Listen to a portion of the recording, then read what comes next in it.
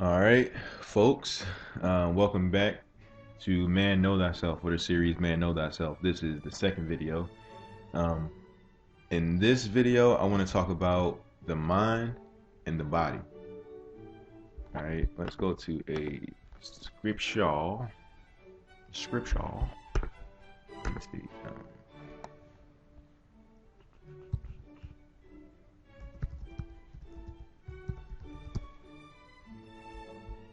Okay. All right. So this is kind of like a scripture to go with what I'm getting ready to show you.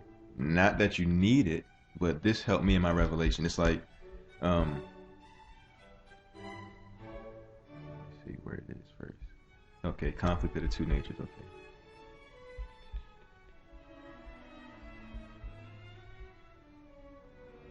Okay. Yeah. All right. So basically, the Bible was my foundation, and man, it's just in my opinion, from my research.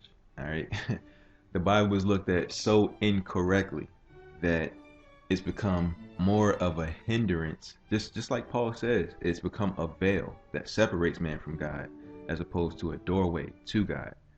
But if you have ears to hear, just like Jesus said, then it's the opposite. It's freaking life. It's just like Paul said, it's not the dead letter anymore. And the law is not death, it's perfect. It's a beautiful thing, it really is. And but the point that I try to most get across is that it's not just the Bible. Most people don't understand or don't know because they've never been taught or taught the opposite. But the Bible was influenced. The Bible comes from books that predated. You know, the stories are changed. They're changed to be mystical. They're changed to be parabolic. They're changed to be symbolic because natural events that happen have a story, but it's like hindsight is 2020 when you look back at an event. You can look back, you can go through an event and wonder why is this happening to me, and then look back and see exactly why. You can see each part that people played in it, and then you could take that story and it can be a parable for your future generations. It's the exact same thing, but the stories didn't originate in the Bible. They originated other places. All right, but the point is that theme has always been there. The theme has always been there. That's my point. Okay, so basically Paul says here, oh, so when I looked in every religion, I saw the exact same thing. Okay, when I looked in every religion, I saw a counterpart to a scripture. When I looked at scientific studies and research, I saw a counterpart to a scripture every single time. I saw people finding God without using the Bible. I saw people finding God without using religion. I saw people finding God without church. Just because truth is freaking truth. Truth is in the fabric of the universe. It's in our DNA. It's everywhere. The information is encoded everywhere, not just in a book. It's everywhere. That's why Paul says the physical things show us the invisible things. They're symbolic of them. All right, so the conflict of the two natures. This is important, and the only reason I really stress that this is found everywhere is because if we don't get over our religious barriers, we'll be trapped in a box. And the freedom that we want, I guarantee you, is outside of that box. Unless you want to be in a box, then that's freedom to you. But the freedom is outside of that. You have to remove all fear, all doubt. You have to know that you really need to understand that the force that created this place feeds birds that do nothing for it. You understand what I'm saying? Like, it feeds animals that are, in our opinion, dumb and almost worthless, that contribute to the atmosphere but don't necessarily worship. They don't have any sacrifice. They live in sin and die, and it's okay. We somehow have looked at God as somebody that wants to punish us. But if he wanted to punish us, he wouldn't have sent us here if we was doomed to be punished.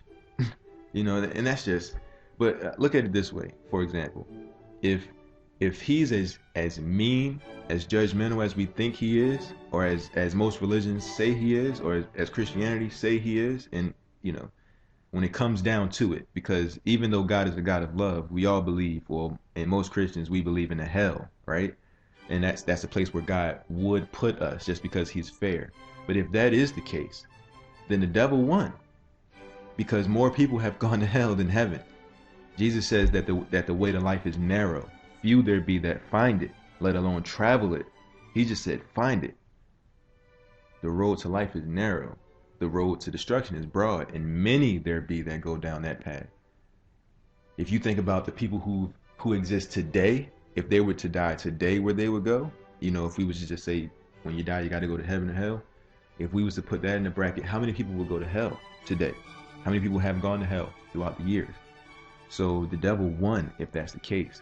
But if there's more to it, if the hell doctrine did not come from the Bible in the sense that we believe in it, if the hell doctrine if that stemmed from man for political powers, it would make more sense. Because those who have died and gone beyond don't say that. In the studies, they don't say that. Those who have transcended these boundaries, they don't say the same thing. They don't have religious undertones when they come back, unless they were strictly religious. You understand what I mean? Then they have a religious experience when they go, because we create reality.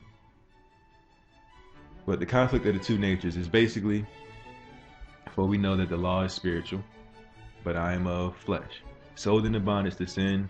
For what I am doing, I do not understand. For I am not practicing what I would like. I am not practicing what I would like to do, but I am doing the very thing I hate.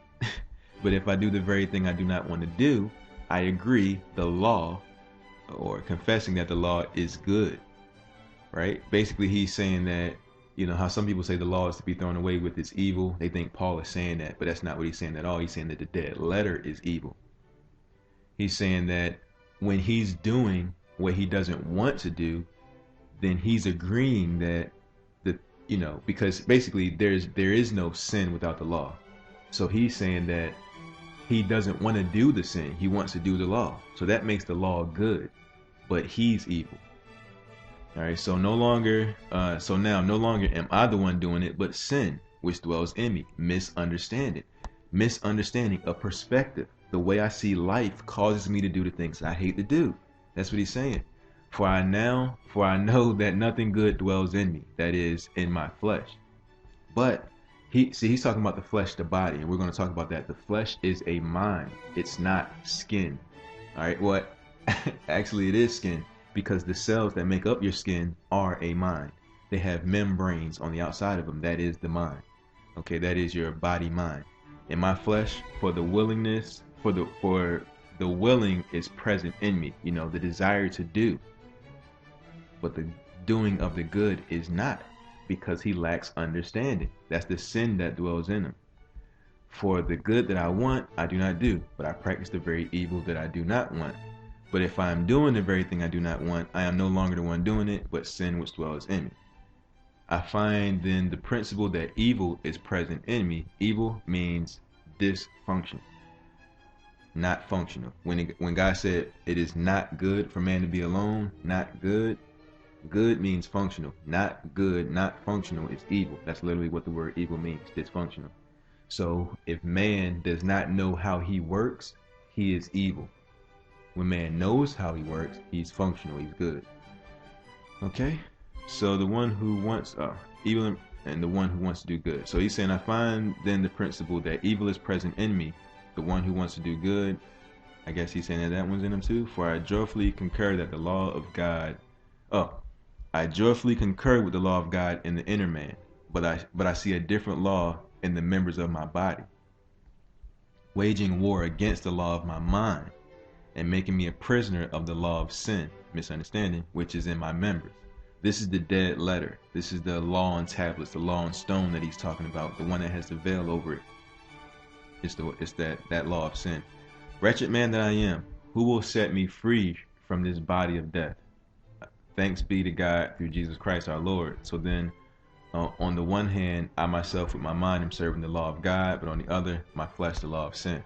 Now, I believe that there's a good ending to this. Now, in that sense, it kind of seems like there's always a battle, and there will always be a battle, in a sense. But in this side, it's almost like the flesh is unredeemable, and that the mind is the only thing that we can use. Well, the mind is the strongest tool, but the flesh is redeemable. Okay, so now that we see this principle, basically what Paul's talking about, a lot of us can understand this scripture because it's used in context, you know, whenever we're doing what we don't want to do, all that kind of stuff. All right, so let's get into this. So we have the law of the mind and the law of the body. Okay, so I'm going to try to keep this very, very simple because there's hours and hours and hours of science on this. But I'm going to try to simplify it as if I can, you know, this is like an elevator pitch. So the mind, let's say, is separated into two halves: the conscious mind, the subconscious mind, and then we have the body. So let's just, it's mind, body. The subconscious mind, in my opinion, is the body. Okay, so the conscious mind and the body being the subconscious mind. Now, you may be familiar with these terms, but either way, I'm still going to try to highlight the terms. The subconscious mind is basically, if I was to put it in a nutshell, the subconscious mind is the mind that grows your hair, the mind that has just now, when I believe, what is it, like 1 million cells just died, another million cells were created, just like that. Your subconscious mind does that. It heals your scars. It's the one that breathes for you when you aren't thinking to breathe. Your subconscious mind is at this time digesting any food you may have eaten and all that kind of stuff. You see, it's doing all the kind of things that you don't do consciously. That's the subconscious mind. It's like an intelligence of its own. It's freaking genius because it's doing all these simultaneous functions all at once. It's just think about this. You have around, if not over, 70 trillion cells in your body. Each one of them have their own, basically, life. Your subconscious mind is governing all of those. Really, your conscious mind is, but when you're not conscious of doing it, your subconscious mind is doing it. Your subconscious mind is growing your fingernails back after you cut them. You know, it's doing all these kind of things, bringing up ideas to you right now that you've heard in the past that link up with what I'm saying to you now. That's your subconscious mind. Your conscious mind is what's known as, they say, it's the creative mind. It's the mind that can, for example, your subconscious mind has no real concept of time, like future and past. Your conscious mind does, though. With your conscious mind, you can go in the past and remember something, which is stored in your subconscious mind. Your memories are stored there. Or you can go into the future and imagine. Your subconscious mind can't do that, but it can receive the impressions from the conscious mind. All right, let's say the subconscious mind, it, in a sense, because we're used to things having a consciousness or being, man, it's kind of hard to explain, conscious and aware. The subconscious mind is almost stupid the way we look at it, but it's not. It's super intelligent, but there's certain things that it can't do. It's like one of those people who takes everything you say literally. All right, so that person to us is kind of naive, like one of those idiot savants. It's like they're so smart, they're intelligent, they can look at a bottle and tell you how many screws are in the bottle without opening it and counting it.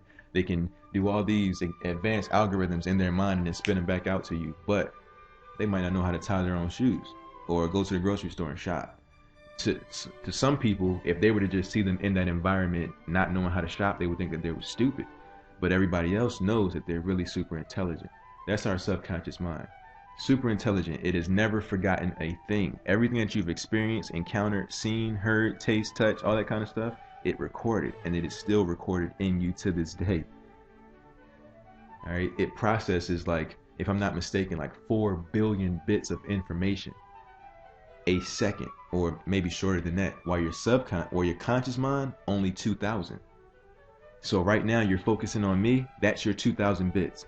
If you can, but your subconscious mind is feeling the temperature in the room, it can feel the socks on your feet, it can feel every hair on your body and anything that's disturbing those hairs. It is conscious of your inner body temperature and it's regulating that now. It's conscious of all those things even though you aren't. It processes 4, I believe it's billion bits of information per second, while you consciously can only focus on 2,000. That's how amazing it is. Not to mention that it governs 96% of our day. We're 96% of our day we're on autopilot, mostly because we're not present. We're thinking in the past, we're remembering something, or thinking about what we have to do in the future. So our subconscious mind is always present. All right, so, man, all right, so 96% of our actions are governed by the subconscious mind. I'm gonna give you a perfect example. Have you ever gotten in a car, drove to your destination, and then wondered, did I stop at the red lights? Did I stop at the stop signs? Did I cut anybody off? I don't even remember driving here. You know, I know I did because I'm here, but I don't remember the drive. But remember when you first learned how to drive, how conscious you were? You were present the entire time because you had to be.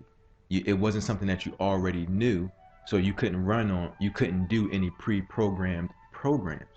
When you get in the car now, well, when you got in the car initially, you adjusted your mirrors, put on your seatbelt, you were looking, you were all conscious and aware because you didn't want to get any accidents. It might have been kind of scary to you. You may have wanted to impress the person that was teaching you how to drive, so you were being conscious, you were being aware. But now you get in the car, you can text, look in the mirror, think, sing your songs and talk to your friend in the car all at the same time without even focusing on driving, because your body does it. You taught your subconscious mind how to do it. For example, walking. As a child, you saw your parents do it. You wanted to do it. Your body it's called memory neurons, or monkey see, monkey do. It's called mirror neurons. I'm sorry, not memory neurons, mirror neurons. What you see, you do. When you see someone doing something, the neurons in your body, the study was, there was two monkeys, they put those pad things on the one monkey's brain. The other monkey, they had him lift his arm. When he lifted his arm, the other monkey who was just observing, his neurons in his brain fired as if he lifted his arm, even though he didn't lift his arm. So he was doing what he saw the monkey doing, but only internally. So that's why it's very, very important what we ingest. All right, because we have mirror neurons. When you lean over a baby and you smile down at them, they smile back because they're mirroring you. When a baby gets up to walk, it's not because you told it to. It's because it's seen you do it so many times that it's mirroring you. It doesn't even think, I'm about to walk. It just does it. I think the average baby fails at walking maybe 200 times before they get it. All right, during that 200 times, it's like when you're learning how to drive. They're programming their subconscious how to do this thing off memory. Now, when we go to walk, we don't have to think about balance. We don't have to think about putting our one foot forward and the other foot next, and keeping your head in the center because you don't want to fall forward or fall back. You don't have to think about that stuff now. You can get up, walk, balance yourself. You can run, you can jog, whatever you want to do. You trained your subconscious mind to do it. People who learn how to play an instrument, it's the exact same thing. You learn it consciously first, and then you program your subconscious mind. So when you run 96% of the day off your subconscious, but you're not living the life you want to, you have to wonder who programmed the subconscious mind to run these programs. Just like Paul is saying, I find a different law, or let's go up here. But if I do the very thing I do not want to do, I agree that the law, confessing that the law is good. So now no longer am I doing it, but sin which dwells in me. A misunderstanding that you have given your subconscious mind. Now your body rules the mind. Now the body's law, or what Paul calls the carnal mind, that's the body, that's the flesh.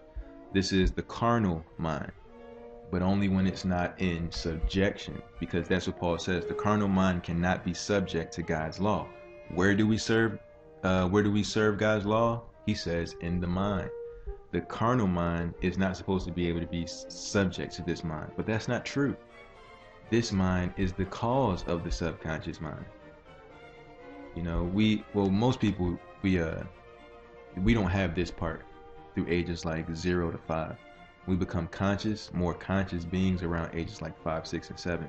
Up until that point, we are literally like this invisible sponge, like jello, like clear jello that just receives everything that comes to it. For example, walking, talking, attitudes, personalities, all that kind of stuff comes from our parents, our neighborhoods, our friends that are around us at those times. We're just sponges. Wherever you sit us down at, we will retain that information. And trust me, the people making the cartoons and the advertisements and all that kind of stuff, they know this. They know more about us than we do. That's why they have wealth and we don't. That's why 3% of the population controls like 97% of the wealth, because they understand this. And guess who's making the billions and the trillions of dollars? Advertisers, the people who understand the psyche. They understand if they show you this color, you have this response. They understand if they say this word to you, you'll have this response.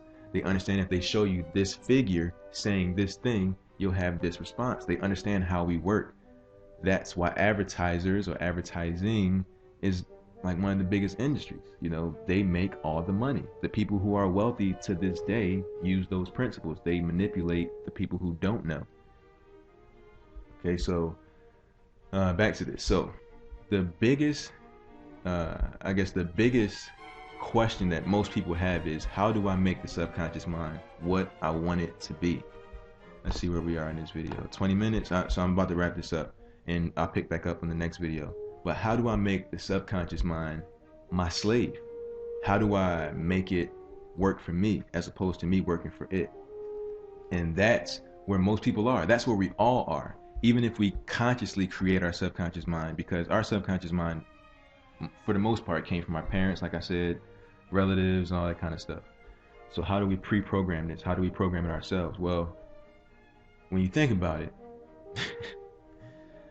it's not hard at all. It's the exact same way you programmed it to maybe dial a number on your phone, or let's see, for example, though anybody who plays a game on their phone, you know, those actions that at first the game might have been hard, but now it's easy and you can kind of do it without thinking, and you can play that like you know, Jessica plays the bubble game while watching TV at the same time.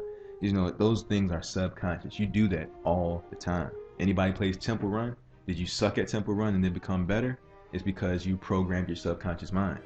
Is anybody that plays the guitar or the piano, did you suck at it first and then get better over time? Because you programmed your subconscious mind. So what I want you to see is we're already doing it. It's not some far off thing. You know, it's very, very, very near to you. You've already been doing it. You've already learned how to program your subconscious mind. Let me give you another example. Has somebody ever offended you and you might not have addressed it at that time, or maybe you did address it at that time, but the argument didn't end well, and you go home still thinking about the argument, or you separate from that person still thinking about the argument, and every time you think about the argument, it brings up an emotion in you. Well, there you go, programming the subconscious mind. That's the exact same thing. See, that's all imagination. You can, in your mind, you can create an argument with the person. You can be like, you know what, I don't like what they did, and then you can imagine talking to them in your head, and you know what they would say, and then you respond, and then you know what they would say, and then you respond, and the next thing you know, you're having a shouting match in your head, and you can feel it physically. That's your conscious mind programming your subconscious mind. All right, the way that this thing works is through impressions, through emotion. Okay, and well, it's imagination times vividness equals reality. That's pretty much how it is. Imagination is the thoughts in your head, the pictures and the images that you hold in your head. The vividness is how real those thoughts and thoughts and images are to you. The way that the subconscious mind knows, excuse my language, the way the subconscious mind knows whether you're really believing something or if you're just trying to bullshit it, is through emotion. Emotion. If there's no emotion, the subconscious mind calls you a bluff. It says, bullshit, I don't believe you. I don't receive this. That's why for most people affirmations don't work, because they're just saying them and saying them and saying them and saying them with no emotion behind it. But guess what? When you're in love, you don't just say it. It's not an emotionless statement. Your subconscious mind knows you're in love because it can feel it in your actions, it can feel it in your words, it can feel it in your thoughts. Just like when you don't believe you can do something, your subconscious mind says, oh, okay, then we can't do it, because I can tell that you are sincere about not being able to do this, as opposed to you saying, I can do it, I can do it, I can do it, but on the inside you don't believe it, because we don't know how to do it on purpose, but we're doing it on purpose anyway. It's the crazy thing. But it has to be with emotion. For example, when you have a fake argument with somebody, or guys, because I'm pretty sure girls do this too, but guys, when you fantasize about a girl and you have a physical reaction, that's programming the subconscious mind. Not, oh, I love her, I love her, I love her, I love her, I love her, until you love her. That doesn't work. Your subconscious mind is just going to keep saying bullshit. That's not true. So I will give you no reaction to that, except I may just highlight the fact that you don't, because you keep bringing it up. You keep, for example, when if I was to ask you right now, how do you feel about money? You know, if I was to say, just sum up your feelings about money. Is it good? Is it bad? Is it necessary? Is it unnecessary? Is it evil? You can come to a conclusion based off of what is already in your subconscious mind. Your subconscious mind's feedback is basically giving you what you felt in the past. So when we come up against situations with money, what is our pre-programmed disposition on it? And then we'll give you a conscious answer after the subconscious mind has fed us that. All right. So the basically the the way that it works is imagination times vividness equals reality. When you want to program something into your subconscious mind, use your imagination. It's literally that simple. Pretend like we're really, really good at imagining the worst possible thing. We're really, really good at being skeptics with our imagination, but we just suck at being positive with it. It's really, really easy to imagine somebody firing you from your job for most people because it's easy to be in fear. It's easy to imagine if you live in the hood that you might not live to be a certain age. It's easy to imagine that. But how many people who, have no education, no type of help from parents and all that kind of stuff can sit there and imagine being wealthy and famous? How many people can sit there and imagine it to the point where their body is overwhelmed with the emotion of success? To the point where after they come out of that emotion, after they come out of their imagination, their feet walk them to success. Or how many people can maintain that emotion until their feet walk them to success? Not many people, but a lot of people can walk themselves into destruction because they can. Maybe we just think that we deserve it. A lot of people can walk themselves right into a breakup because they expect the other person to do a certain thing because in the past that's what's happened. But not many people can see future. Not many people can see the future that doesn't exist.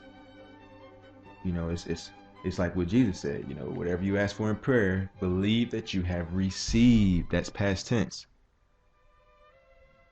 And he said, whatsoever you ask for in prayer. So anything you ask in prayer, believe that you have received it and it shall be yours. He's saying that you have to pull the future into the present through emotion, through imagination. Imagination times vividness, which is the imagination becoming real to your body because of emotion. That equals reality. And that's just the beginning of it. I'm gonna end here, but we got to pick back up on that topic because that's just the beginning of it. But that's how you train the subconscious mind. Just take 5 minutes and try to do that. Whether it be a negative emotion, a positive emotion, just sit back and try to do it. For the most part, it's hard to imagine that. For example, if you I don't know, if you've never made $100,000 in a year, can you imagine that? But this is how it goes. This is the perfect way for me to wrap this up. Let me put it this way.